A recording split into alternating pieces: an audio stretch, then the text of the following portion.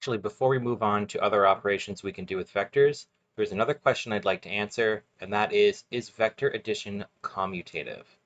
Now, hopefully you remember what the commutative property means, but generally, think about commuting. So let's say you live in London, but you work in Toronto,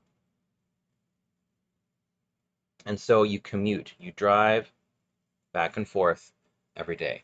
And whether you live in London and you drive to Toronto and back, or you live in Toronto and you work in London and you go back and forth, the total drive time is going to be the same whether you start in London, go to Toronto, come back to London, or Toronto, London, Toronto, London, or Toronto, London, Toronto.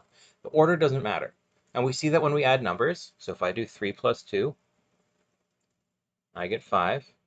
And if I do 2 plus 3, I get 5. They're commutative, so you can think about the cars moving back and forth on the road or commuting in between two different locations. The order doesn't matter. The total sum, the total drive time, whatever, is going to be the same. So addition is commutative for numbers, so A plus B equals C, B plus A equals C, or we can just straight up say A plus B equals B plus A. And the question is this also true for vector addition? So is vector addition commutative? Let's take a look with a quick example. We're not going to calculate, we're just going to draw some diagrams and take a look. So let's have our vectors, vector A and vector B. And let's try adding them together. So I'm going to draw vector A first. I'm going to draw vector B second. Oops.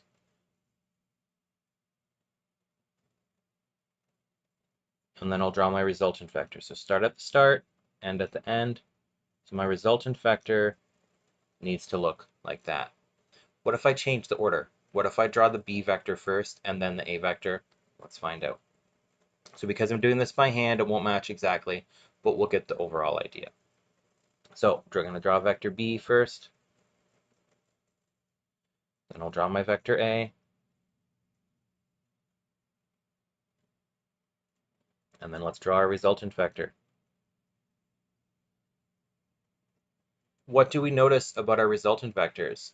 Well, they look like they're parallel, so they're going in the same direction. And they look like they're about the same length. In fact, if I had drawn this exactly, or if we had actual numbers and we could calculate, we'd find they are the exact same length. So the order in which we add vectors does not matter. And that's true when we have multiple vectors, so I don't want to get too confused here. Well, let's just do it this way. So let's say we have a vector that's going north, and one that's going east, and one that's going south. It doesn't matter which order I add them in. So I can add them in order, north, south, east, and then my resultant vector, start at the start, end at the end. Looks like this. Or we can change the order we added them in, so I could go east first, and then north, and then south, my resultant vector. Same thing.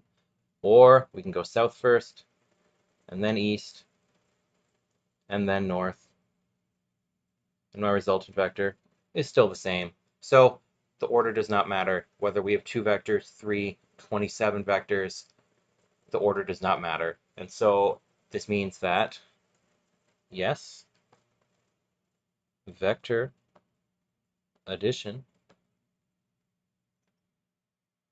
is commutative. So the order in which we add our vectors does not matter.